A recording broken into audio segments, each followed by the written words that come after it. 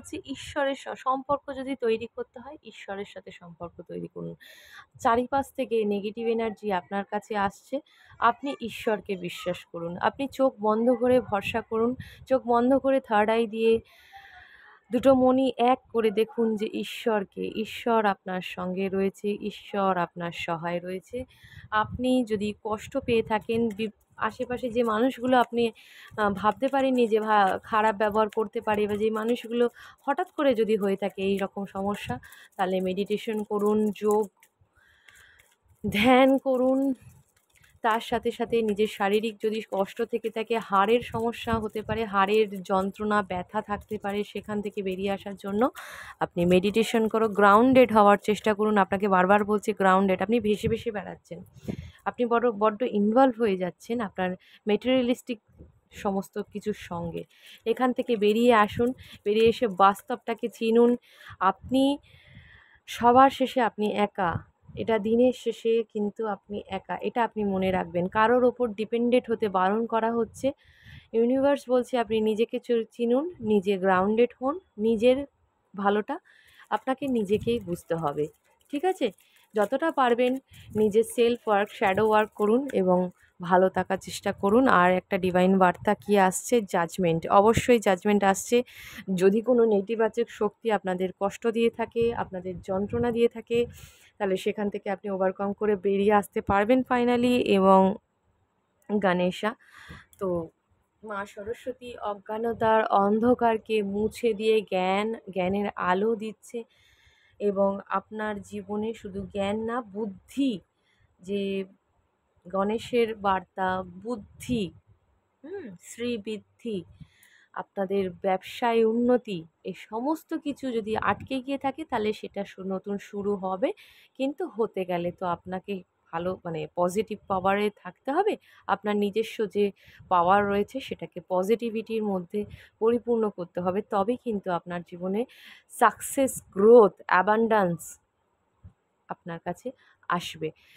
Definitely আসবে, আসতে হবেই। কারণ এখানে কিন্তু আপনার পরীক্ষা প্রত্যেকের জীবনেই পরীক্ষা আসে, প্রত্যেকের জীবনেই রাত আসে। যারা, যারা কষ্ট পাচ্ছেন প্লিজ আপনারা এই কার্ডগুলো দেখে অন্তত ভরসা রাখতে পারেন যে আপনাদের সাথে ডিভাইন আছে। কারণ জাস্টিস এসছে, জাজমেন্ট এসছে। স্বয়ং মহাদেব আপনাদের সঙ্গে রয়েছেন, মা সরস্বতী, এবং তার বার্তা যে ভেতরের যে জ্ঞানের আলো আছে, যদি কোনো ক্রিয়েটিভিটির সঙ্গে যুক্ত থাকেন, সে সমস্ত জিনিসগুলোকে বার করুন ভেতর থেকে। আপনার নিজস্ব ক্রিয়েটিভিটি নিশ্চয়ই আছে। কেউ ভালো রান্না করতে পারেন, কেউ ভালো আঁকতে পারেন, কেউ নাচ করতে পারেন, কেউ গান করতে পারেন। সেই ভেতরের সেই সত্তাটাকে বার করুন। ভেতরে অ্যাওয়াকেনিংয়ের কথা বলছে, রিবার্থ হতে চলেছে আপনাদের জীবনটা। হুম? নতুন দিশা, নতুন দিক, উন্নতি হতে চলেছেন। যারা, যারা মনে করছেন, ধরুন একটা এক্সাম্পল দিই, যে যদি কেউ নাচ করতে ভালোবাসেন, তো আপনি চাইছেন সোশ্যাল মিডিয়ায় আপনার সম্মান হোক, আপনি আপনার যে শিল্পকলা সেটাকে সবাই সম্মানের সাথে গ্রহণ করুন, তো অবশ্যই সেটা করুন। বলা হচ্ছে সেটা করার জন্য। তাতে আপনি ভালো থাকবেন। আপনার শিল্পসত্তাকে আপনি আরও জাগ্রত করবেন। তো সেই জায়গাগুলো আপনারা প্লিজ স্ট্রং করুন। এবং লাস্ট হচ্ছে ডিরেকশন। আপনি আপনার জীবনের যে দিশা সেটা হতে পারে হারিয়ে ফেলেছিলেন, সেই জায়গায় আপনার নিশ্চয়ই আপনাকে উইল পাওয়ার ইউনিভার্স থেকে দেওয়া হচ্ছে। মহাদেব আপনাদেরকে সেই উইল পাওয়ার, সেই গার্জ বা সেই ক্ষমতাটা আপনাকে দিচ্ছে। এবং সাকসেস অবশ্যই আপনাদের, আমি মুখেও বলেছি, এখানে কার্ডেও লেখা আছে সাকসেস। এবং তার জন্য কি করতে হবে? অ্যাকশান নিতে হবে। কি করতে হবে? মেডিটেশন করতে হবে, শিব ধ্যান করুন। শিব ধ্যান করলে অনেক, অনেক, অনেক, অনেক, অনেকটা ব্যালেন্স করতে পারবেন। ইরা পিঙ্গলার ব্যালেন্স কিন্তু খুব সুন্দরভাবে হবে। 108 বার করে জপ করুন। এত ডিটেলসে ভেঙে কেউ বলবে না। প্লিজ আপনারা এগুলোকে মানার চেষ্টা করুন। ডেফিনেটলি আপনারা সাকসেস পাবেন।